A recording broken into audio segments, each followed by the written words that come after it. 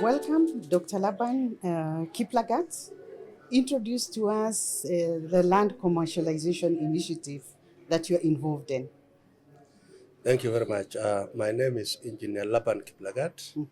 I work in the State Department for Agriculture, Ministry of Agriculture and Livestock Development, Kenya, where I head Land Commercialization Initiative. Land Commercialization Initiative is an initiative that the government of Kenya has put in place to ensure there is use of idle public land, whereby we bring private investors for the purpose of utilizing it for food and feed production. And currently we have a framework that has been developed. It's called Land Leasing Framework that is able now to put it into perspective so that it becomes a legal entity, a legal business that the government has given land to a private investor for a minimum of 5 years to a maximum of 30 years. And it's specifically to grow, as I said, feed and food for the purpose of feeding Kenyans and income generation. Thank you, Daktari. Very interesting to hear that you're charged with a very ambitious goal to ensure that idle land is productive. What does this mean for feed and fodder? And could you give us examples where you have been able to support agriculture production? We say in Kenya, we've been food insecure for quite some time, but under the current government programs and plans, a lot of effort is being put to revitalize agriculture. And one of the challenges that we are facing is that Kenya is over 80% ASAL. This ASAL is not very good for very, very reliable agriculture. And apparently this ASAL holds about over 60% of Kenya's livestock. And when we want to talk about expanding agricultural development in Kenya, you cannot expand without going to ASAL. So the focus now is on ASAL. And much of the parcels of land that we are targeting under LCI, Land Commercialization Initiative, is in the ASAL areas. And this is where there is a lot of livestock. And so one of the priority, because we promote a crop that has ready market, that is demanded, that can support another value chain. So one of the crops that is needed is actually fodder. So this initiative has fodder production being one of the priority when it comes to the large chunk of our ASAL areas, which happens to still contain most of what we are calling underutilized government land. Yeah. Yes. So give us some examples of areas where you have actually undertaken land commercialization.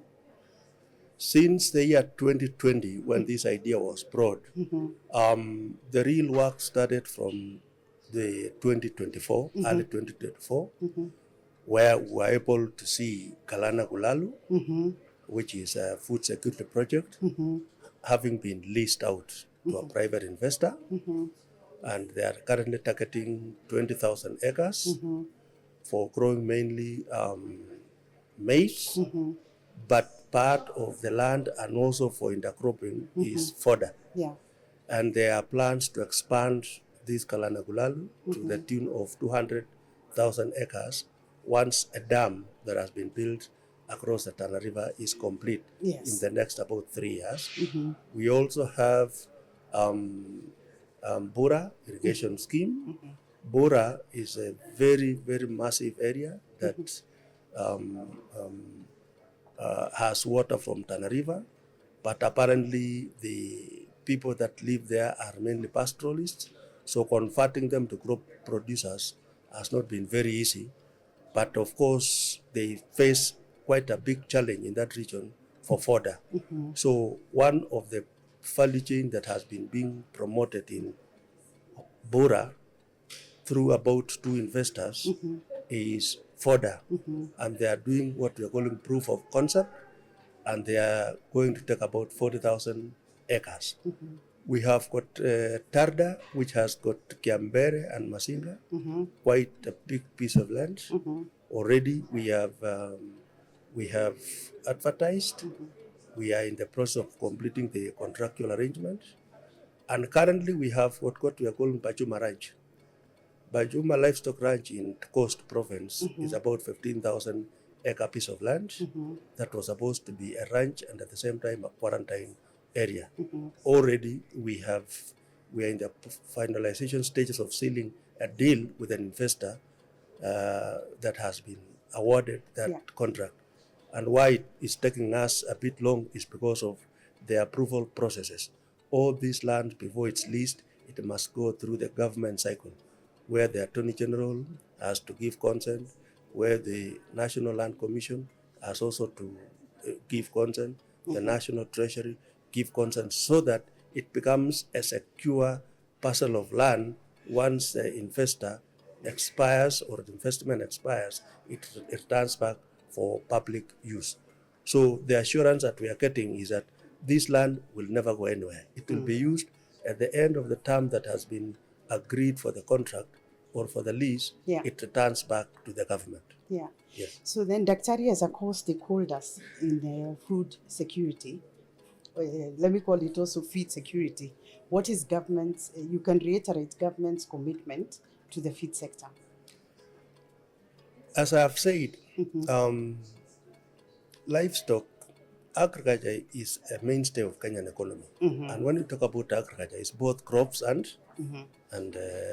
livestock. Yes. Apparently, where crops have been key has been the high potential areas, which is diminishing very fast.